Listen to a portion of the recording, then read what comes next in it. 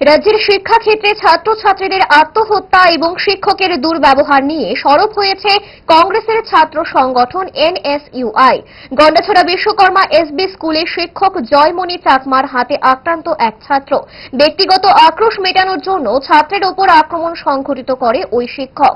ছাত্রের মা বাবা অভিযুক্ত শিক্ষকের বিরুদ্ধে থানায় মামলা করা হলেও এখনো কোনো ব্যবস্থা নেওয়া হয়নি। পাশাপাশি রাজ্যে স্কুল পড়ুয়া ছাত্রছাত্রীদের আত্মহত্যার প্রবণতা ক্রমাগত বৃদ্ধি পাচ্ছে। মঙ্গলবার রাজধানীর বুকে ডক্টর বি.আর. আম্বেদকর ছাত্রী নিবাসে এক ছাত্রীর মৃতদেহ উদ্ধার হয়। এই দুটি বিষয়ে সঠিক তদন্তের দাবিতে বুধবার এনএসইউআই ডেপুটেশন প্রদান করে রাজ্য স্কুল শিক্ষা দপ্তরের অধিকর্তার নিকট। ডেপুটেশনে নেতৃত্ব দেন প্রদেশ এনএসইউআই এর সভাপতি স্বরূপ কুমার শীল।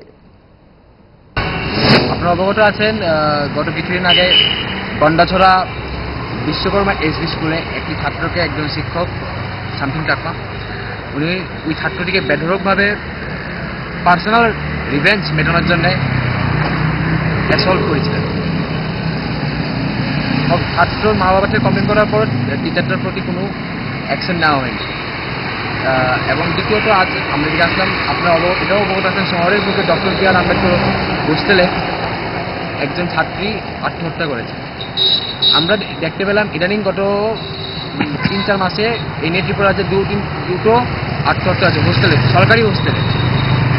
তো এটা নিয়ে আমরা ডাইরেক্টর অফ স্কুল এডুকেশনের কাছে একটা মেমোরেন্ডাম প্রদান করতে আসলাম যে কেন এইসব ঘটনা হচ্ছে, এইসব নিয়ে তদন্ত করা হোক। বিজেপি সরকারের আমলে আমরা দেখতে পেলাম যে রাজ্যে ছাত্রছাত্রীদের আত্মহত্যার যে rate of suicide by students এটা বেড়েছে।